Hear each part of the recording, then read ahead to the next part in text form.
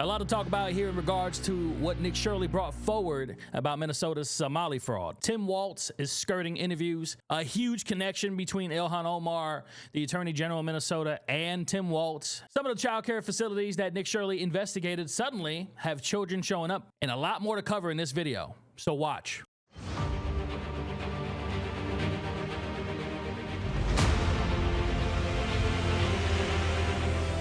The first things first, whistleblowers have come out in droves that have been trying to alert the government in Minnesota to this for years, but have been ignored.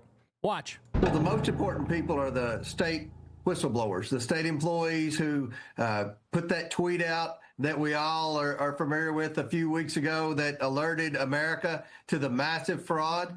These state employees also allege that they had warned both Governor Walz and Attorney General Ellison for years that this fraud was occurring, and yet nothing was taking place. So we're going to bring the state employees in. We're going to get their sworn testimony.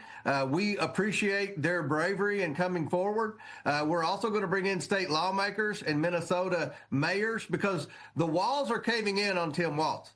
This massive amount of fraud is affecting and impacting every citizen of Minnesota because they're having to cut services because so much of the money for social programs was wasted and defrauded by this Somali population. So you heard it here. Whistleblowers are coming forward. They're going to testify under oath. And this brings me to the Hortons. If you guys remember the Hortons, they were murdered by someone who worked for Tim Walz. Did you know that she was the only Democrat who opposed these kinds of policies in Minnesota? She spoke up against all these benefits for the Somali community for reasons unknown as of right now. And then within weeks, she was dead. So it's something to consider that maybe this goes way deeper than we suspect, that maybe they silenced her. I don't know. Here's one of Tim Walz's responses to the uncovered fraud in his state. Watch. When we do better, we all do better. And the idea is of working together, lifting all boats, it works. And so one vote majority continued to pass those things all the way down. The last one on the thing is we had a racist flag. So we got a new flag in Minnesota. So he talks about lifting all boats, which sounds great, sounds fantastic until the people you lift in those boats are defrauding your community and your state. That's the problem. Here's another response to the fraud. It's not law-abiding citizens. If that were the case, there's a lot of white men should be holding a lot of white men accountable for the crimes that they have committed. I think for the community to maybe educate their population, because I think what you're seeing here is there's secondary victims in this, that there's providers inside the community that are then victimizing the community themselves by signing them up, because when we're going to some of these people, they're like, I had no idea I was in this program. But no, I think this idea that the Somali community is to blame for this because they didn't do more, I think that's how we got into this. And that's, you know, again, I know we're not going to lose the whole plot here. All this work that's being done, Donald Trump brought this to the attention like this is something brand new. This is not brand new, and it's been being worked on, but he made it white hot and very dangerous. So what Tim Walz is trying to do there is diminish the fact that there's mass fraud in his state. And the reason why I believe that personally is I think he's involved. I mean, the whistleblowers have been coming out for years and he's completely ignored them. And then you see he tries to pivot and he tries to say, oh, well, there's white communities doing the same thing. What about them? And what I have to say to that is like anybody committing fraud should go to jail. But currently, the community that caught doing mass fraud in your state is the Somali community. They always try to make this a race thing. It's not a race thing. It's a fraud thing. I guarantee you, every American patriot out there doesn't give a crap about the color of your skin. They care about justice. They care about law and order. So when these things aren't being upheld and their tax dollars are being wasted by people who come over here and defraud the system, that's the real problem. It's not a race issue. Here's Nick Shirley's response to Tim Walz's accusations towards him and the Trump administration in regards to all this fraud. Watch. This is what happens when they target communities for their own benefit. This is what happens when they scapegoat. And this is what happens when they no longer hide the idea of white supremacy. So it sounds to me, Nick, that Governor Tim Walz is saying that you and others that are out there trying to expose this, you know, you're doing it because you're white supremacists. What is your response to him? Listen, I'm Puerto Rican, and if I could, I'd be doing it too. What, they're going to call me a white supremacist? The Puerto Rican white supremacist? It's so dumb. It doesn't matter anymore. These terms don't matter anymore. They mean nothing. They've abused them. Yeah, Tim wants votes. there are entire apartment complexes where white people have been pushed out of these apartment complexes because Somalians have taken over, and they're inside of these towns like Minneapolis, where they can go get votes from these people. And if you have 100,000 people that will vote for you because you're going to enable and let this stuff happen, and because you're going to call a white person racist for calling out facts, this is what's going to happen to a state like Minnesota. Minnesotans, they say Minnesota nice, but they are very upset, and I fully understand why they're upset, because they don't have a governor who's actually working for them. He's actually working against them. Nick, your video's been viewed 93 million times. What do you think will be the result of this? Do you think that things will change because of bringing attention to this, or do you think it'll be much the same, swept under the rug and keep moving forward? Yeah, there better be change. People are demanding it. The investigations have been launched just from that video alone. And so there better be change, because, like I said, we work way too hard to be paying taxes. We work way too hard to be not knowing where our money's going. And at the end of the day, people in the government, they work for us. We don't work for them. You know, I think the government has forgotten all about that. They serve the people, not the other way around. And too often you see these politicians, they go into politics for power and money. They go into politics broke, like Ilhan Omar, who had $45,000 to her name or less, and now she's worth $33 million in under 10 years. I think it's about 5 years. $33 million, huh? Just like that. Join politics, get rich. Doesn't seem right, does it? It's unfortunate. There's a lot of that going around on both sides. And currently, right now, we're finding a lot of fraud when it comes to the blue. Thanks to Nick Shirley's investigation, Thanks to Nick Shirley's investigation, reporters are actually trying to ask Tim Walz hard questions. But just like Tim Walz in Tim Walz fashion, he's trying to avoid them like the plague. Watch. Governor Walz, what can you say about the latest on the Somali fraud that happened under your watch, sir? Governor, have you been able to apologize yet to the people of Minnesota for allowing this Somali fraud to continue under your watch? Of the people of Minnesota. Is it time to apologize? How about the whistleblowers that you have allegedly retaliated against? Would you like to respond to the whistleblowers? And right now, our neighbors are being demonized. Our neighbors are being terrorized. Our neighbors are being picked up off the streets. The antidote to that is positive actions to improve lives that go against what they're trying to do. So instead of demonizing our Somali community, we're going to do more to welcome more in and welcome people back. So let me touch on a few things here. First, he says that the Somali community is being targeted and they're disappearing and they're being arrested illegally. No, the illegal ones are being deported by ICE. That's what's happening. So let's just go ahead and touch on that, get that out the way. Okay. Then the second thing he's saying is he wants to bring more Somalis into his community, probably to help him continue to, launder money from the American people. I would imagine that's probably it, because I think he's probably involved at this point. But let's not get it twisted. There's good Somalians out there that have actually come forward to the FBI anonymously to testify to the fraud. That's good news. And people need to remember that. Now in this next clip, this will have you chuckling. Posted here by Unlimited Elves on X. People are now bringing children to the Somali Quality Leering Center in Minneapolis, exposed by Nick Shirley. The Post reports the parking lot at the Quality Leering Center is now bustling with kids. A local said, "We've never seen kids here until today. That parking lot is empty all the time." So suddenly, a day after Nick Shirley's expose goes out and goes viral, now kids are showing up to these childcare centers in Minnesota. Interesting. Is there fraud going on here? No, it's a video. I just want to know what's your response. What's the problem? Huh? Get the out of here. What's your response to the allegations? Is there fraud going on here, and is there children? That's all. Don't harass me for the here. English, motherfucker, do you speak it? Now, in regards to kids suddenly showing up to the childcare centers, there is actually surveillance footage of the ploy that they're actually trying to pull here. They will bring the kids into these childcare centers to make it look like they have customers, right? That they're serving customers. And those kids, within 5 minutes, are leaving with their families. They're not staying there at all. Watch. In order for the scheme to work, the daycare centers need to sign up low-income families that qualify for child care assistance funding. These surveillance videos are from a case prosecuted by Hennepin County. They show parents checking their kids into a center only to leave with them a few minutes later. Sometimes no children would show up.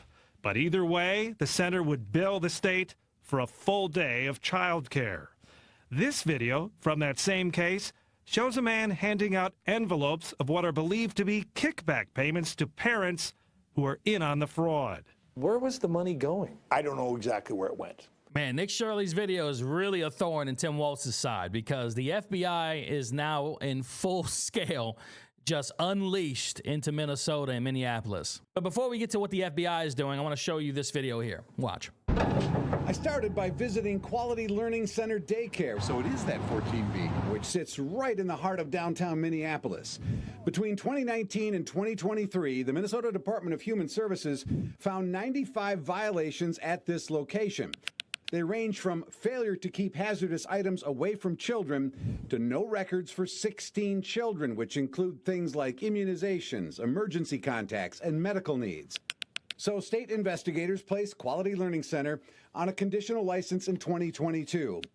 I went to the daycare's location several times, and only once did I see people there. Oh, that's your daycare. But I did not see any children. So there are 80 kids in there? No. After school? Okay, gotcha. All right, thank you. DHS declined an interview, but in a statement acknowledged Quality Learning Center was put on a conditional license because of its poor safety record.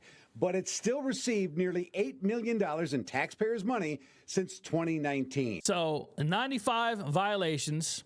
They spell the word learning wrong on their sign, and they still get upwards of $7.8 million in funding. I wonder how deep this fraud goes in Minnesota. How many Democrats are involved in this? How many? How many law enforcement?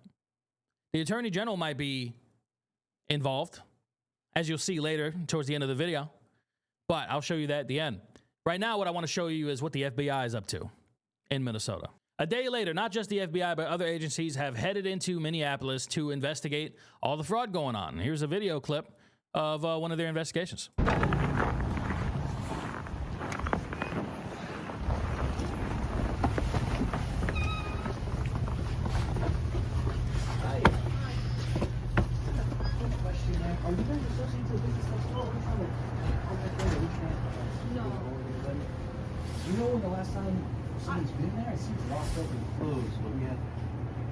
Okay, if you can't hear them, they're asking the lady here if they've seen anybody attend the facility across from her store here.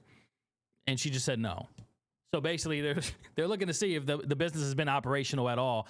And obviously, it's either a child care facility or a medical facility that hasn't had any customers ever. Have you seen anybody come and go from there? Yesterday I was working in Jordan.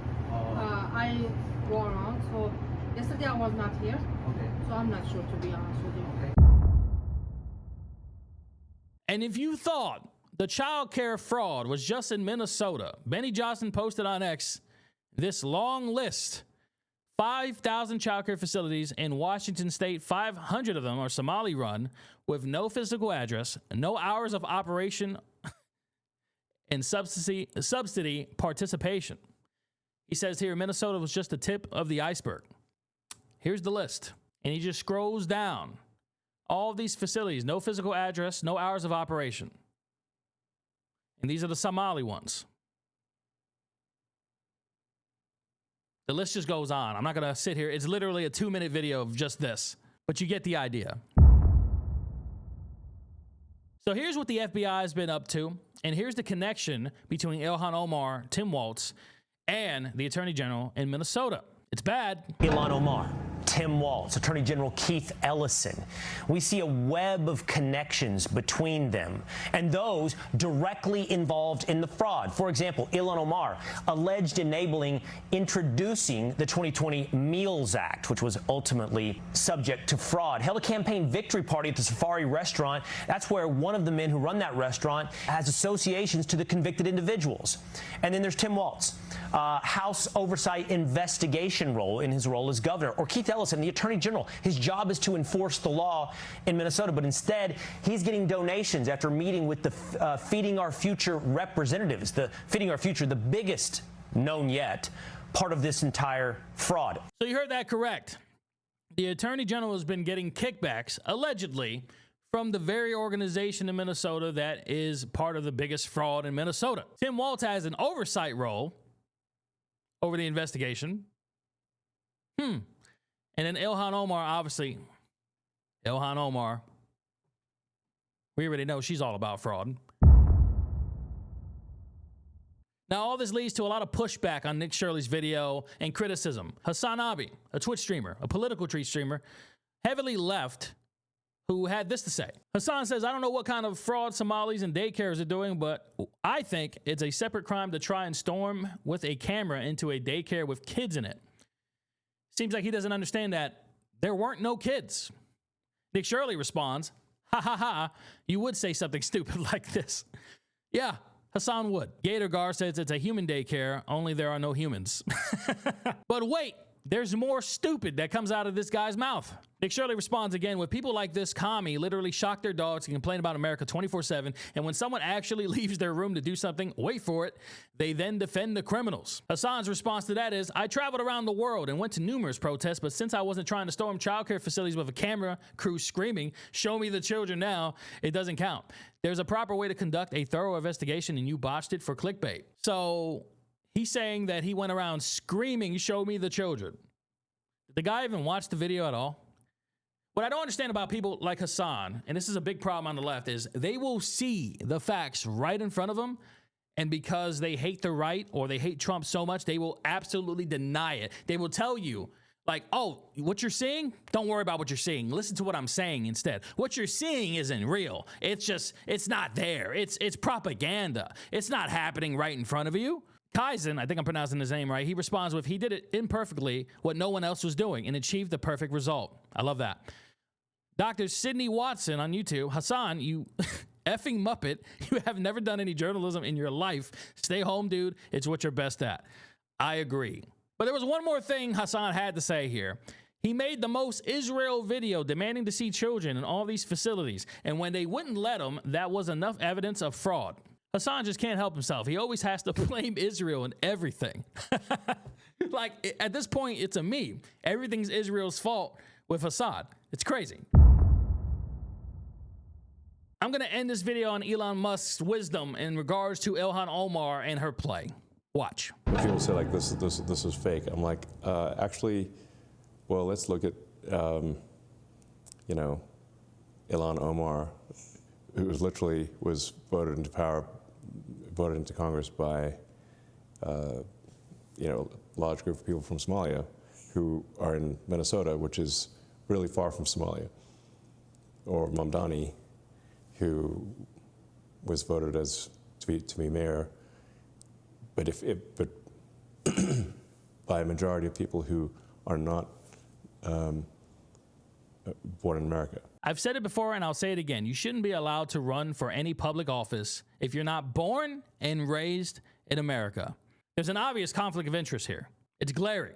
It shouldn't be happening. So if anything, the Trump administration should be pushing for that kind of legislation. If you're not born and raised in America, you shouldn't be running for public office. You shouldn't be a mayor, a council member, a school board member, let alone a mayor, a governor, or a congressperson.